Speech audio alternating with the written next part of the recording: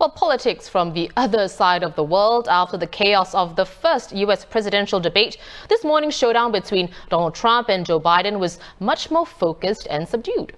Thanks to the use of a mute button and better moderation, both candidates were more coherent on policy issues and their visions for America. On the subject of the COVID-19 pandemic, they clashed over the reopening of the economy and society. We have to open our country. We're not going to have a country.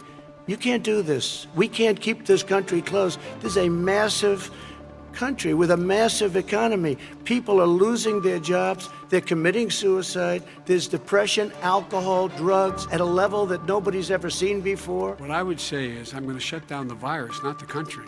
It's his ineptitude that caused the country to have to shut down in large part. Why businesses have gone under, why schools are closed, why so many people have lost their living, and why they're concerned. On the topic of race and the Black Lives Matter movement, the candidates pointed fingers at each other, arguing that the other man is racist. Mr. Trump blasting his rival's efforts on criminal justice reform, while Mr. Biden called out the president's refusal to condemn white supremacists. Abraham Lincoln here is one of the most racist presidents we've had in modern history.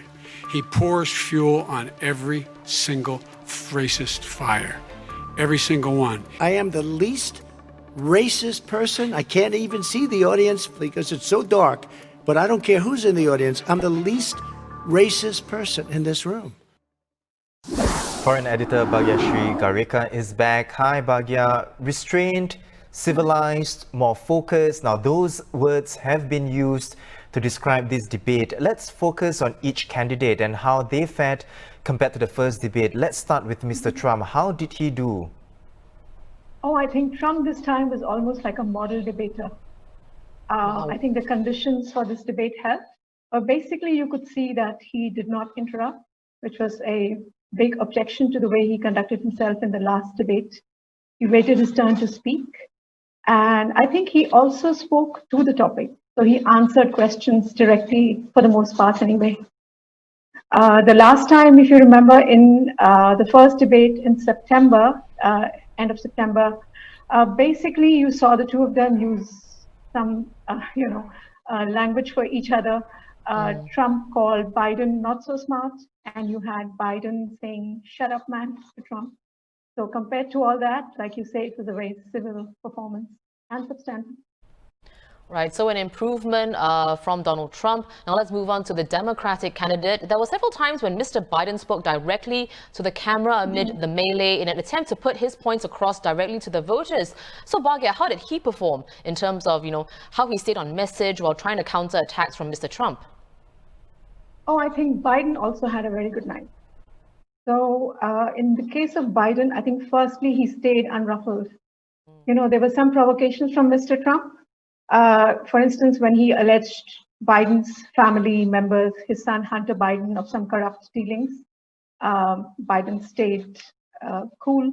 He denied the allegations, but he did not counterattack, for instance, on Mr. Trump's relatives, for instance.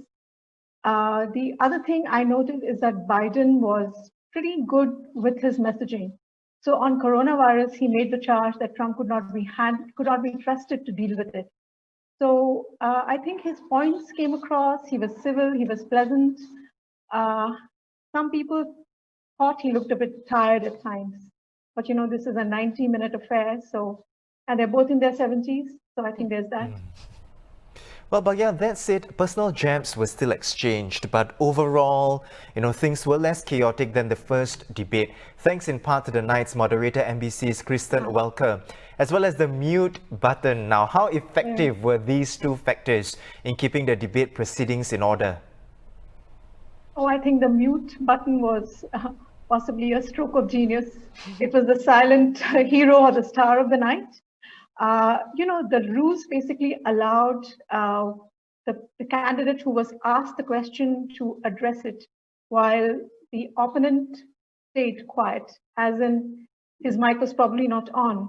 So he had these uninterrupted 2 minutes to speak, after which you saw them, trading, charges or accusations against each other, which is fine. It was in the spirit of the debate. But that 2 minutes that they got uninterrupted, I think was appreciated by the audience, and definitely I think even by the two candidates themselves.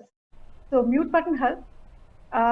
The moderator, right? So she was from NBC, Kristen Welker, and she was very good. I think there were a lot of tweeting on her performance, that she was very controlled. She could hold the two of them to the questions.